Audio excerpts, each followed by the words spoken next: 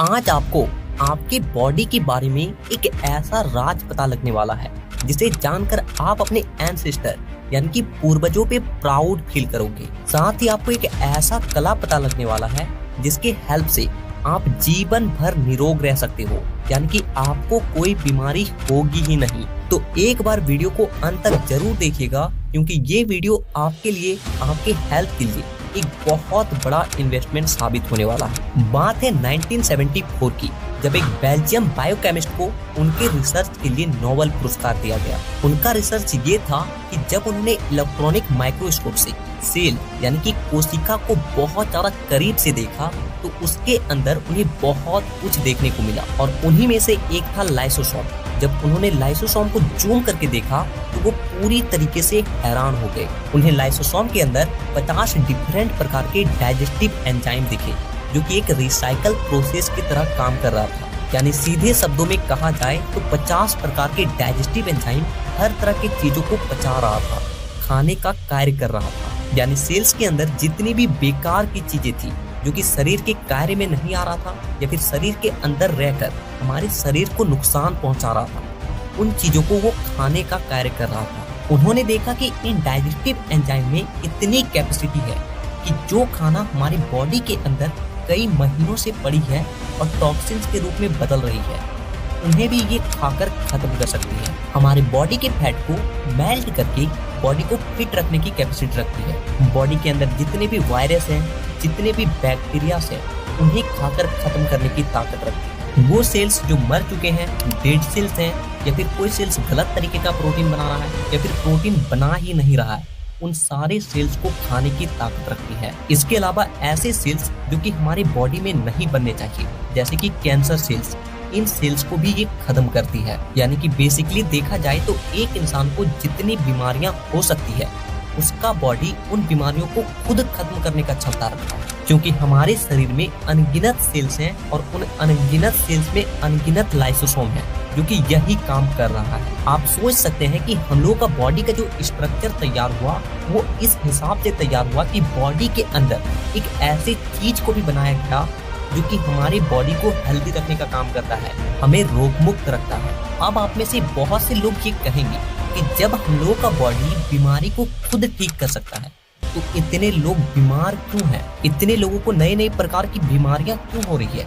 इतने सारे मेडिसिन की क्यों जरूरत पड़ रही है? जब बॉडी अपने आप को खुद हील कर सकती है तो इसका सीधा जवाब है कि आप खुद अपने आप को स्वस्थ होने से रोक रहे हो। और जब यही प्रक्रिया आपकी बॉडी के अंदर रुक जाती है, ये प्रोसेस रुक जाती है, तो तरह तरह की बीमारियां होना शुरू हो जाती है। और आज इसी की वजह से लोगों को डायबिटीज, हार्ट में ब्लॉक हो जाना, क्योंकि गंदगी ठीक तरीके से साफ नहीं हो रही है, जिससे नसें जाम हो रही है, किडनी स्टोन, दांत खाद खुजली, बालों का समय से पहले झड़ जाना, झुर्रियां आना और ना जाने कितनी तरह की बीमारियां समय से पहले ही लोगों को होते जा रही है। यहाँ तक कि कैंसर जैसे सेल्स जो कि हमारे बॉडी में नहीं बनना चाहिए, वो सेल्स भी बन रहा है। उन सेल्स को भी हमारा बॉडी खत्म नहीं कर पा रहा है, जिससे कैंसर जैसी बीमारियां हो रही है। ये जो प्रक्रिया है, जो लाइसोसोम हमारे अंदर खाने का काम करता है, रिसाइकल करने का काम करता है, इस प्रक्रिया को कहते हैं ऑटोफैगी। यानी कि एक ऐसा प्रक्रिया जहाँ पे बॉडी अपने आप को ही अंदर से खाने लगती है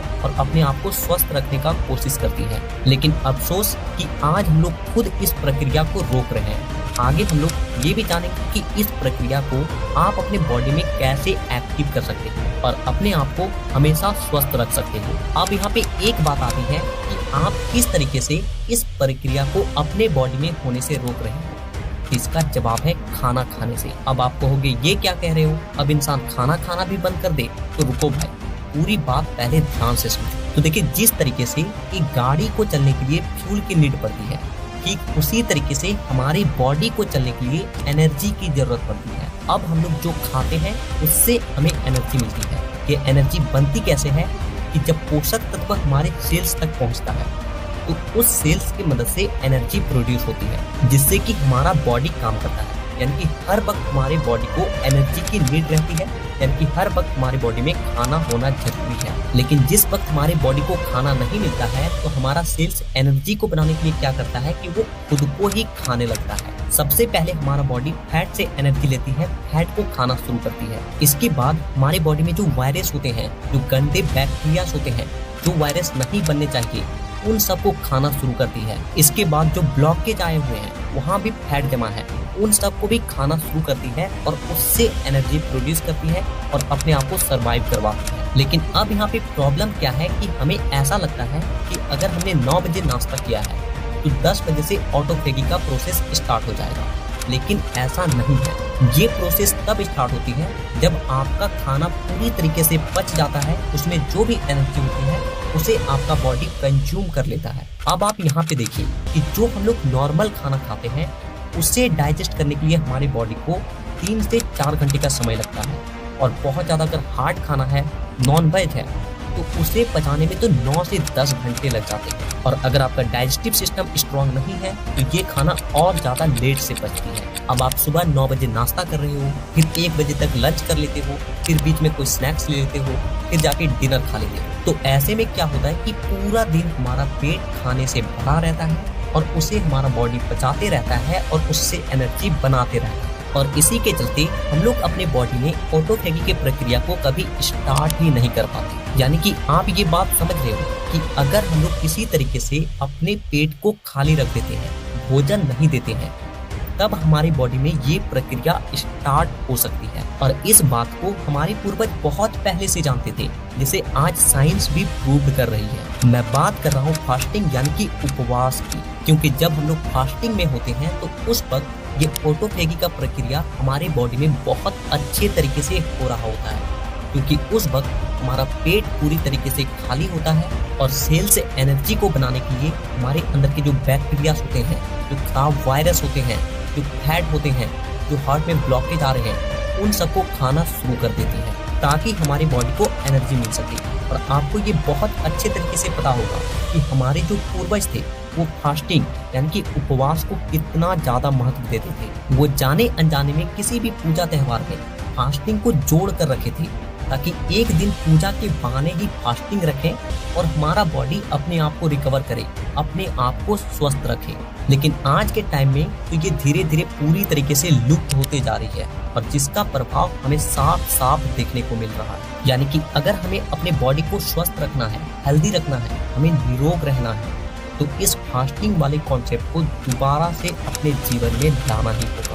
आई नो कि ये इतना ज़्यादा आसान नहीं है, लेकिन हर एक चीज़ का एक आसान तरीका भी होता है, क्योंकि स्वस्थ रहना इतना भी ज़्यादा मुश्किल नहीं है जितना कि हम समझते हैं। तो देखिए, अगर आप अचानक फास्टिंग को स्टार्ट करते हो, खाना खाना बंद कर देते हो, तो आपके लिए ये बहुत ज़्यादा मुश्किल होगा। आपको इसके साइड इफेक्ट भी देखने को मिल सकते हैं। आप कमजोरी फील करने लग जाओगे, चक्कर आने लग जाएगा, हेडेक होने लग जाएगा। इसीलिए जो लोग इस चीज को स्टार्ट कर रहे हैं उन्हें कभी भी डायरेक्ट फास्टिंग नहीं रखना चाहिए, बल्कि आप वाटर फास्टिंग रख सकते हो, जूस फास्टिंग रख सकते हो, या फिर इंटरमीडिएट फास्टिंग रख सकते हो। आप इन तीनों को एक एक करके समझते हैं। देखिए, वाटर फास्टिंग में आपको क्या करना होता है कि पूरा दिन किसी भी तरह का अनाज या अन्य ग्रहण नहीं करना होता है, बल्कि पूरा दिन रात आपको पानी के ऊपर ही बिताना होता है। जूस फास्टिंग, इसमें आप पानी के जगह जूस का इस्तेमाल करते हो, पूरे दिन केवल जूस का ही सेवन करते हो। और तीसरा इंटरमीडिएट फास्टिंग, इसमें क्या होता है कि 16 घंटे की फास्टिंग रखनी होती है, जिसे रखना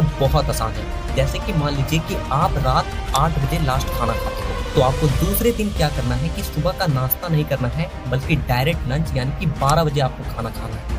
ऐसे दौरान में क्या होता है कि 16 घंटे की फास्टिंग पूरी हो जाती है, और क्योंकि आप रात को सो रहे होते हो, इसलिए ये फास्टिंग बहुत ज़्यादा इजी हो जाती है। और ये जो ऑटोफेगी का प्रोसेस है, ये 16 घंटे में स्टार्ट हो जाती है, बल्कि कुछ हद तक हो भी जाती है। यानी कि अगर आप बहुत ज़्यादा बीमार पड़ रहे हो तो आप कम से कम वीक में एक दिन फास्टिंग जरूर रखें। नहीं रख सकते तो मंथ में एक बार जरूर रखें। अगर ये भी नहीं कर सकते तो कम से कम क्वार्टर एक बार जरूर रखें, यानी कि 3 महीने में एक बार तो फास्टिंग आप रखें ही। फास्टिंग ईश्वर को खुश करने के लिए नहीं, बल्कि ईश्वर ने हमें एक जरिया दिया है फास्टिंग के जरिए अपने आप को स्वस्थ रखने के लिए। तो दोबारा से कहूंगा कि स्वस्थ रहना इतना ज्यादा मुश्किल नहीं जितना कि हम लोग बना देते हैं। तो मैं आपको इस वीडियो को लाइक करना बिल्कुल भी नहीं कहूंगा। अगर आपका मन है तो करें, लेकिन हाँ, प्लीज इस वीडियो को कुछ लोगों को शेयर जरूर करें, व्हाट्सएप पे या फिर कहीं पे शेयर जरूर करें, ताकि सभी को इन सब चीजों के बारे में पता लग सके और सबका मंगल हो। तो अगर आप इस तरह के और भी वीडियोस को देखना चाहते हो तो आप चैनल को सब्सक्राइब भी कर सकते हो, ताकि नेक्स्ट वीडियो जब भी आए वो वीडियो आपके पास पहले पहुंच जाए। तो वीडियो देखने के लिए दिल से धन्यवाद।